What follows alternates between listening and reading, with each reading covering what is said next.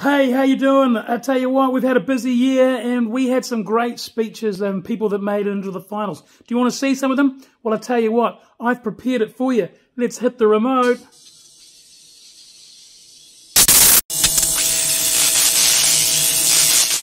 What can you see when a duck bends over? I don't know, what can you see when a duck bends over? A butt quack. Why did the baby cry? I don't know, why did the baby cry? Because he was sad. Why did Tigger go to the bathroom? I don't know, why did Tigger go to the bathroom? To find his friend Pooh. Why do seagulls fly over the sea? I don't know, why do seagulls fly over the sea? Because if they flew over the bay, there would be bagels. Nice. What did Mrs. Claus say when she looked out the window? I don't know, what did Mrs. Claus say when she looked out the window? Looks like reindeer. What goes ho ho ho thump? I don't know, what goes ho ho ho thump? Santa laughing his head off.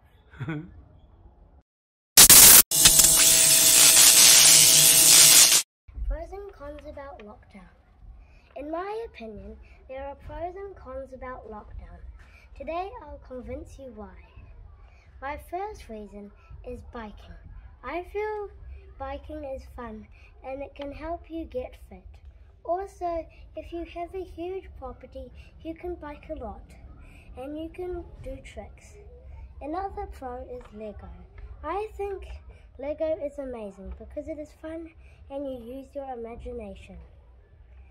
Here is a con about lockdown. Tidying the house.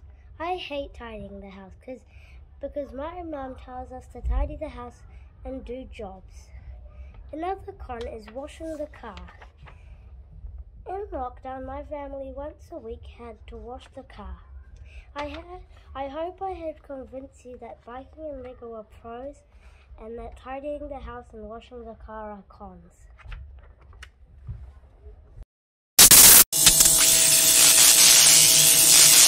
I bet you that every kid in this room has dreamed about owning a dog, right? You put it on your wish list every Christmas and every birthday, but Mum and Dad always say, no, we haven't got enough time. Who's going to feed it? Who's going to walk it? So no dog. That's what happened in our house. But one day, the dream came true and we got a dog. And not just any old dog, a dog that I know is one of the coolest dogs in the world, a Rhodesian Ridgeback, a lion hunting dog. Rhodesian Ridgebacks are dogs that most people don't know much about. Many people are scared of Ridgebacks as they think they are aggressive dogs. But you know what? They are soft like teddy bears and they love to hug you and kiss you and sit next to you on the sofa. But let's go back to the lion part. About 100 years ago, European people were living in Africa and they wanted to hunt lions. Africa already had its own native dogs, but they were kind of small. The Europeans decided to mix their dogs like Great Danes, Bloodhounds and Greyhounds with the African dogs to create a super dog. And the Rhodesian Ridgeback is what they created. People think that Ridgeback hunted and killed the lions, but this is not true. A lion is powerful and could easily kill a dog with one swipe of its paw. But Ridgebacks were awesome at rounding up the lions and teasing them until the hunter would arrive and shoot the lion. Luckily, they don't still do this today, but now you will understand where the lion killing name came from. Big and strong, tall and fast with a long ridge running down its back. Ridgebacks are really good looking dogs. They can smell scents easily and are really smart too. If you ever find a lion in your backyard or just want a big furry teddy bear dog to cuddle, get a Rhodesian Ridgeback. You won't regret it. I promise.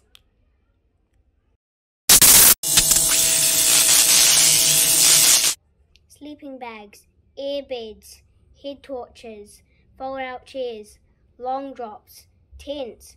What am I talking about? That's right, camping. If you haven't been before, you should, and here are some reasons why. Firstly, I love sleeping in a tent snuggled up in my sleeping bag because it feels you're still outside but you're protected from the weather. You can also hear the waves, birds and insects really clearly, unlike home where it is quiet and boring. We also seem to stay up late past our bedtime so I can play cool games like Spotlight and some other games like I like to play with my brothers and some random kids I've met at the campground. Another good thing about camping is going to the beach every day. My family usually camps near the beach, so we spend hours boogie boarding and swimming. Also, Mum usually brings lots of yummy snacks and treats, which we need after playing outside all day. There are only two things I don't like about camping. First one is the stinky, gross long drops. I don't like smelling other people's poop. And secondly, I do not like getting annoying, itchy mosquito bites. They drive me nuts. See, camping is awesome. There may be a couple of stinky and itchy things to annoy you, but mostly camping is super fun, and you should all beg your parents to take you this summer.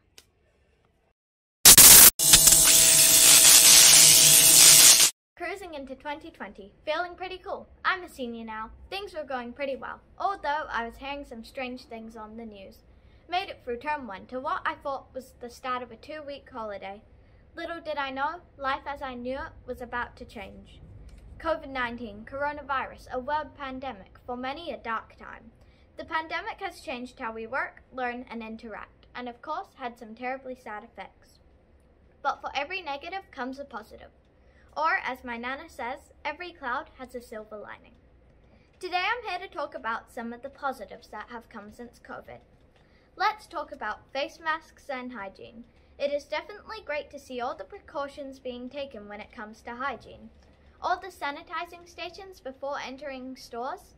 And to think, before COVID, disinfecting and wiping down supermarket trolleys was never even a thing. Yuck! Imagine all the germs on public transport seats and door handles. Now these things are disinfected regularly, I wonder just how many bugs and colds that it has helped prevent. In fact, I don't think I've been sick once this year. Nobody asked Mariska to check that against my absent days. Something else good is people are much more considerate now and actually staying home when they are sick. Gone are the days those pesky parents would send their snotty-nosed darlings to school in order to get one more day of work done while infecting the entire class. Yeah, teachers, you know what I'm talking about. Hey Sari, has mask wearing and hygiene helped prevent the spread of the flu in New Zealand? Well, according to Uncle Google, New Zealand has only had 3 cases of the seasonal flu so far this year, all of which were in managed isolation. So, no flu in our community. How great is that? Alrighty, put your hand up if you're socially awkward. This one's for you. What once was considered rude. No hugs, no handshake, and keeping a safe distance is now thought of as considerate and has become a vital role in keeping us all safe. So for all you awkward turtles out there, COVID says, you're welcome. Did you know, since COVID, air travel is down and carbon dioxide emissions from flights have been cut by 60%, which means cleaner air. Another positive for me, the lifetime supply of toilet paper in the hallway cupboard. It gives me great peace of mind knowing not only me, but my children, and my children's children will never go without. Thanks, Mom. Now to address the elephant in the room. Yes, this speech was written before the latest lockdown. Unfortunately, COVID has burst its way back into New Zealand. As heartbreaking and frightening as this is, we must take what we've learned in 2020, stay calm, be kind, and focus on the positives. We got this, New Zealand. Now let's band together and unite against COVID-19 once again.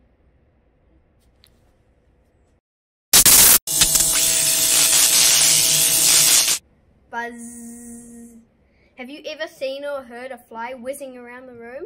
Ever wondered what its thoughts were just before it met a gruesome death at the hands of the fly swatter? Let me take you on a journey. A fly journey.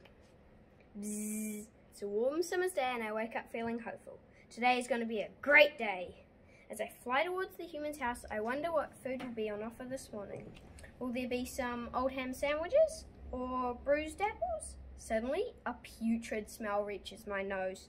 No way, it can't be. A pooped-in nappy? It's my lucky day. My mouth starts drooling. I look far away into the house. I find one. The ranch ladder is open a tiny bit. As I slip through the crack, I smirk to myself. Stupid humans. Don't they know I have compound eyes that give me a 360-degree view? I can slip in through the tiniest of cracks. When I fly into the kitchen, I see the nappy on top of the rubbish bin. I fly as fast as I can and whoa, human with a swatter. I narrowly avoid getting swatted. Phew! That was a close one. I fly slowly to the roof. Kinda defeated, but thankful for my lightning-quick reactions. I'm a lot faster than a human. Oh, bummer! That human has closed the rubbish bin. What other rotting meats or decaying delicacies can I find?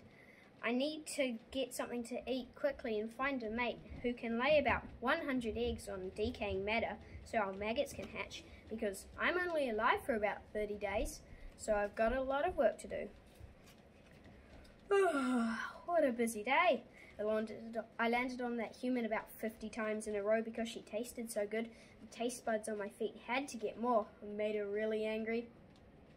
It was such fun avoiding her slaps. I took off for the ceiling when she got out the fly spray though. That stuff is lethal. Oh, I found myself a couple of girlfriends by the way. They're all going to lay a bunch of eggs tomorrow to keep my bloodline going. So yeah, productive day. Splat! So, that was a day in the life of a fly. Are flies important? They definitely are. Without them, there would be a lot more rotting meat lying around and less things to eat for animals like frogs, birds, spiders, and even chickens. This is why they are important, even though they are annoying. So, if you see a fly, think twice before squishing it.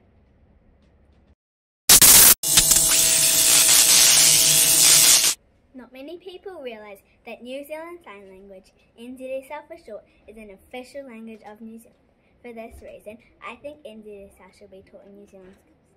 In 1995, NZSL was introduced at Carsten Dev Education Centre in Auckland.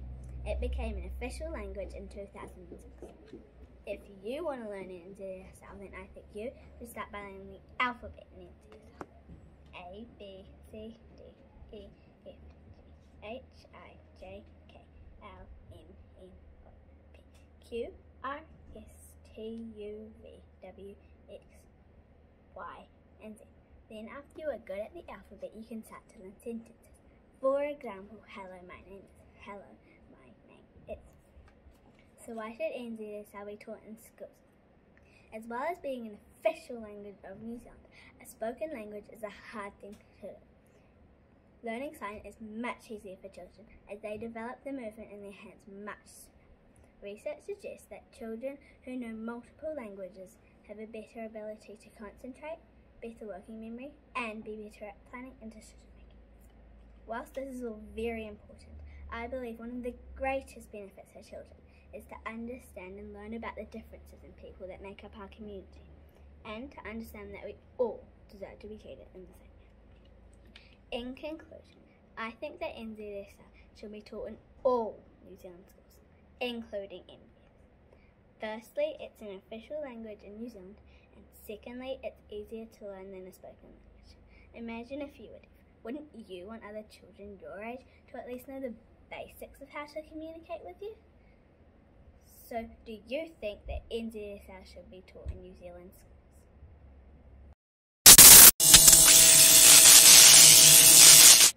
Riwaka, Torbay, Matamata, are these towns on your bucket list? 'Cause they sure are on mine. Who needs New York or London or Paris when we have these amazing places right here in NZ? You're probably wondering where I'm going with this, so I'll reveal my secret. It's only about the most spectacular, magnificent thing in the whole world. I'm talking about the meat pie. Those bucket list places I just mentioned are home to the bakeries that have produced gold medal winning pies at the famous NZ Baker Pie Awards. Mince and gravy, potatoes top, steak and cheese, or NZ classics. Now those who know me will know that I'm a bit of a pie addict, which makes me an expert on the topic. My personal fave is mince and cheese, closely followed by butter chicken. Not a traditional pie flavour, but I'm telling you, it's a winner. And how do you tell a great pie from an average pie? Let me educate you on the perfect pie according to the NZ Baker Pie Awards website. First up, the pastry.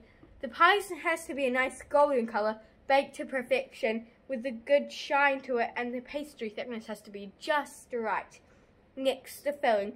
You need a good balance of meat and gravy, and the consistency has to be just right. Lastly, the pie flavour profile. Is everything balanced and easy to eat? Ask a tradie how many times they've dropped in a pie in their lap and burnt themselves because it was way too sloppy. The pie can definitely be a dangerous thing. Did you know that the ancient Greeks invented the meat pie? This year, mince and cheese won as the most popular pie in NZ. New Zealand's love for the pie is big, and when I say big, I mean huge. As a nation, we eat around 75 million pies every year, with the average Kiwi chowing down 15 meat pies each. Not me, I eat way more than 15, more like 50 at least. I told you I'm a pie addict. I could go on and on and on, but sadly I only have 2.5 minutes. And I really don't think I need to convince you about the gourmet delicacy that is a meat pie any further. So go grab yourself a pie for breakfast, lunch and dinner. The humble meat pie is indeed a winner.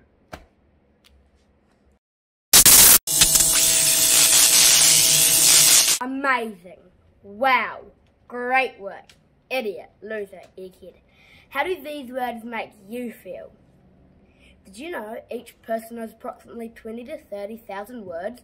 By putting different words together, they can create some pretty powerful messages, which is why I believe without a doubt that words are more powerful than actions. You've probably all heard the saying, sticks and stones may break my bones, but words will never hurt me. However, according to some research, words may pack a harder punch than we realise. Did you know Hitler used words to overcome an entire nation? He killed 6 million people. He lied, but did he physically punch anyone to achieve these goals? No, he used words. In the past, ideas and words have helped start wars. It only needs someone to disagree about something, and someone takes it much too seriously. War is started. In 2007, psychologists found that after doing experiments that while the pain of physical events may fade with time, hurtful words did not. Regularly telling yourself positive things increases the chance of turning positive talk into positive actions and positive feelings. This is because the more you repeat something to yourself, the more your brain believes it. For example, I was so nervous about presenting a speech, but after telling myself over and over, I can do it, I have. Mangawhai Beach School is one of many New Zealand schools that are teaching children to be peer mediators. As their job is to help children that have problems in the playground. As a peer mediator, we hear both sides of the story, ask them how they feel and get them to think about what they could do next time to fix their problems. Do we teach them to punch and hit? No. Words are more powerful than action, so we teach them to talk about their problems and solve them without hitting, shouting or swearing. In 2007, the New Zealand government introduced a new anti-smacking law. They did this because parents were abusing their children and sometimes even killing them with physical abuse. So parents had to use words over actions to discipline their children, or they could end up in jail. In conclusion, words are more powerful than action, so think about this next time you open your mouth.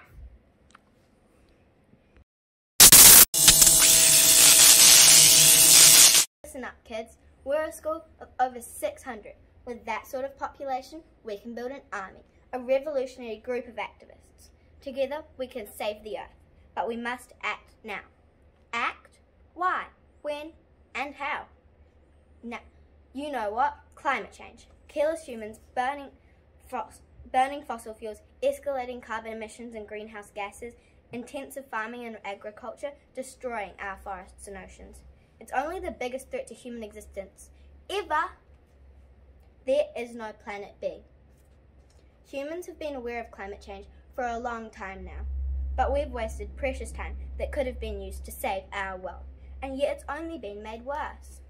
In the last 50 years, the collection of carbon dioxide in the atmosphere has increased by 30%. Scientists believe that the worst impacts of climate change are likely to be irreversible by just 2030. That's less than 9 years away. I'm not the only one calling for change and immediate action. Greta Thunberg is a young Swedish climate activist who deeply cares about climate change. She has spoken at many major international events in front of global leaders. So, will you listen to the scientists? Will you listen to the passionate people like Greta? Will you listen to me? And if that's still not enough, then listen to the devastating weather events from around the world just this year. Deadly floods, fires, cyclones, heat waves, snowstorms. Studies have now linked climate change to 5 million deaths a year. So what can we actually do to save our Earth? Well, it's quite simple. Living a healthier, more sustainable life. Use longer lasting LED lights, cycle more and drive less. If you cut down a tree, plant another one. Buy second-hand clothes. We have 2 great shops right here in Mangawhai. If you're going to buy a new car, buy an electric one. It might cost more money now, but climate change is going to cost us a lot more than money in the future. So, will we be like our so-called role models? No, we will not pollute our Earth any longer. We will right the wrongs and save our world for good. So put down your test sheets, put away your math books, and unite as one. We shall be the saviours of the planet, the heroes of mankind. Don't even get me started on the weird species called grown-ups. For those of you who don't know what they are, they're basically these really weird creatures that we are forced to live with. I have first-hand experience with these grown-ups, so today I'm going to tell you about a few of my encounters with them. As a kid, I loved to have fun. That was until these grown-ups came into the picture. Truth be told, adults are apparently too busy to even think of having fun. I know, it's sad. Why can't they just make time to have fun?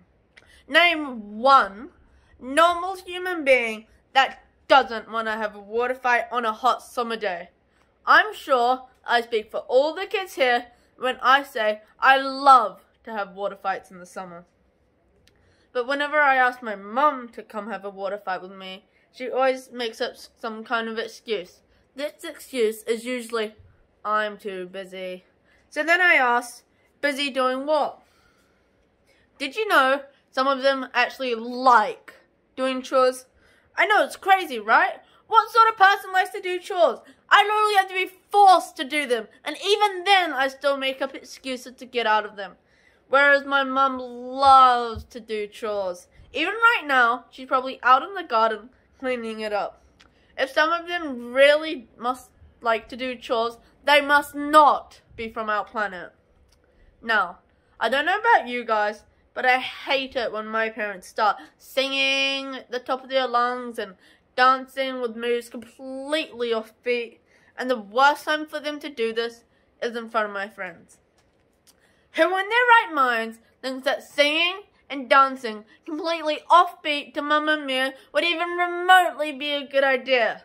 Let alone every single song in the whole movie usually goes something like this. Mamma Mia, here I go again. My, how can I resist ya? But whenever my mum sings it, it's more like, Mama, mama, here we go now. My, how could I forget you?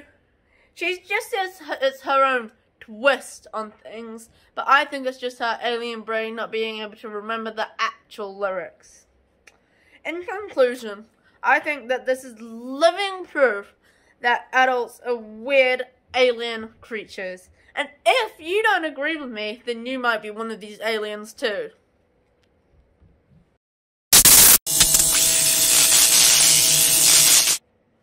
Have you ever heard the name Alicia Alonso?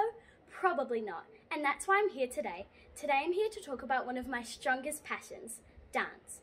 The story I'm about to tell you is about one of my most favourite ballet dancers, Alicia Alonso. This story expresses all of the hard work and resilience that goes into dance, and after I'm finished, I hope you realise that. On December the 21st in 1920 in Havana, Cuba, Alicia Alonso was born. Alicia grew up normally sighted, was a wonderful ballerina with a great career ahead of her. However, at the age of 21, she suddenly fell ill, and her eyesight quickly started getting worse and worse. After seeing the doctor for worsening vision problems, Alicia was diagnosed with a detached retina and had to have surgery to correct the problem. Following the operation, she was forced to stay in bed for 3 months without moving so her eyes could completely heal. But Alicia could not take it. She had to dance, so she danced in the only way she could. I danced inside my mind, blinded, motionless, flat on my back. I taught myself to dance the ballet of Giselle. Upon returning home after Alicia's stay in the hospital, she received a call to inform her that the New York City Ballet's prima ballerina injured herself right before a show, so they called Alicia to step in and take her part in the ballet. She was already partially blind, but how could she say no? It was the ballet of Giselle. As soon as she started to dance, the audience fell in love with her.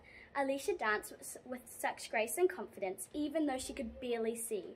She even trained her partners to be exactly where she needed them at exactly the right time. Her style was so unique and graceful that she was asked to dance with her ballet company all over the world. But her dream was to bring classical ballet to Cuba, her home country. When she finally arrived back from her travels, she started to teach classical ballet to Cuban dancers. And in 1948, Alicia and her husband, the dancer Fernando Alonso, founded the ballet Alicia Alonso.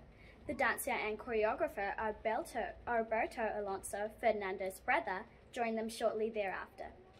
2 years later, they created the Alicia Alonso Academy of Ballet, which later became the National Ballet de Cuba.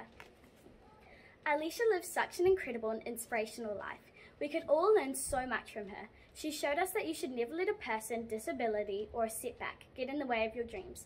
And if you want something bad enough, all it takes is determination, resilience, and a lot of hard work to achieve it. Alicia will always be remembered for making your dream become reality and for inspiring so many others to do the same.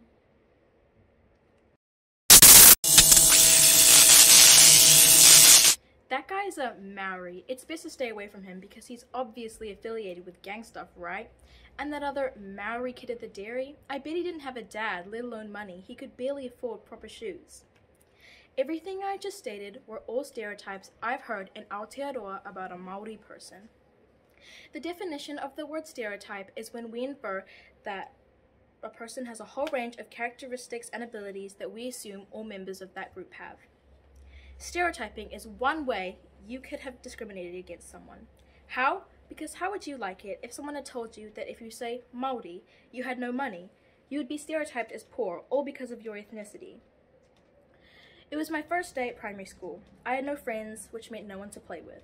I remember asking a group of girls if I could play with them, but they told me that they don't play with kids like me. They proceeded to point to a group of Pacifica kids and told me to go and be with my people. That day, I didn't know what they meant, but now I understand. But wait, I thought racism didn't exist in Aotearoa. Research says that many Māori Pacific kids have been discriminated against in school. For example, any Māori kid is usually looked upon as a walking dictionary, or when your name is too hard to pronounce, you're addressed by a nickname. Stereotyping a person is so openly normalized here in Aotearoa because to some of us, a certain race or culture or even how you physically appear apparently defines who you truly are. Many people will judge a person off of their skin color or race. I know I have the right to speak on discrimination in Aotearoa. It's not just someone assuming who a person is, it's also the ones who stereotype who us Māoris really are. I'm not poor and can't afford shoes, and I'm not going to fail becoming a student because I'm Māori. I will not stand as your stereotype Māori girl. Don't let society label you. As Amma Asante said, don't let a culture or society's rules define who you are. You define who you truly are.